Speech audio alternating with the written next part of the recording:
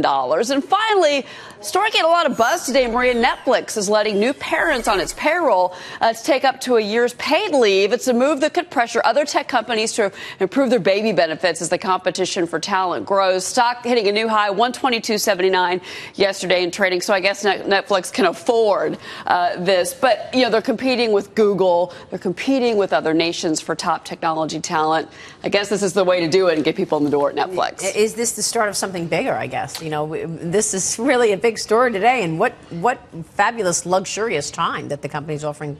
Well, yeah, I don't know about that, because I don't know that people who are uber competitive in their field would want to actually leave for a year. It is hard to be gone for 4 months, you know, which some people do, and come back and be back in it. But this has been a hot issue. I was looking back at the president addressed this in his last State of the Union address, talking about how the U.S. is the only advanced country in the world that doesn't guarantee paid maternity leave. So now you've got these private companies, you got Netflix saying, not only are we doing that, we're going to do it for a year, you take unlimited leave. It's really a move that tells me, Maria, that they're having a hard time attracting and retaining top talent in a very competitive technology field. And they don't want to pay more for compensation, so that's a non-comp way to be able to increase their salary versus offering that. I remember back in the day when they actually used to have market makers on Wall Street, and I worked at a firm that was one that had an automatic 2-month paid leave that you had to take if you were there more than 5 years, and it was a huge retention tool that the management committee had set up. So it seems to me,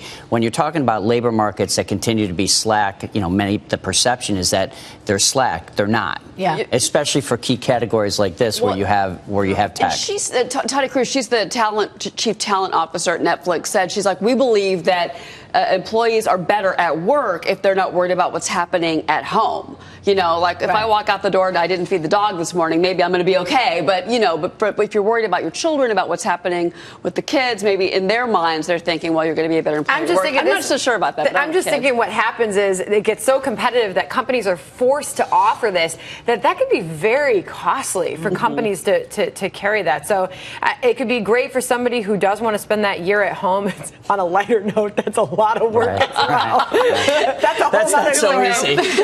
Speaking from a 6-month-old at home right now, but so you'd rather go to work? No, it's not that at all. It's not that at all. You don't want to be taped saying that. Few months.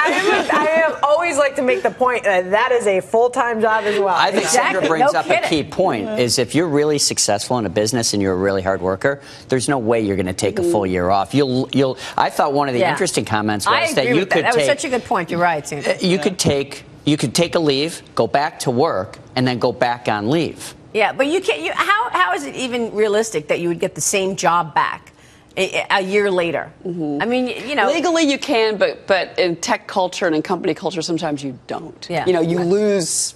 The millennials are getting older. This is a demographic theme too, because the millennials are getting older, and they're the ones that want a transitionary workforce. Take a short break.